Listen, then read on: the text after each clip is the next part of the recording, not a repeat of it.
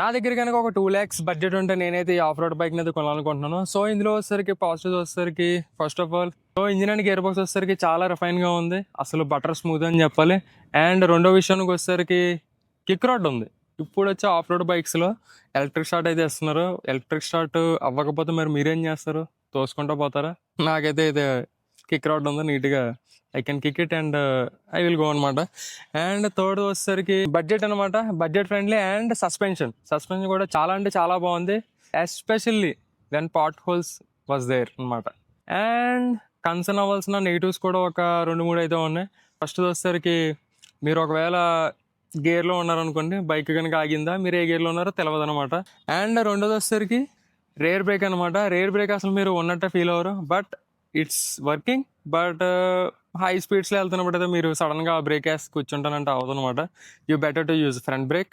And third విషయానికి వచ్చేసరికి మీరు బంపర్ టు బంపర్ ట్రాఫిక్లో వెళ్తున్నప్పుడు, బాగా ట్రాఫిక్ ఉన్నప్పుడు ఇలా అలా అయిపోతున్నప్పుడు ఇంజిన్ హీటింగ్ అయితే ఉంది.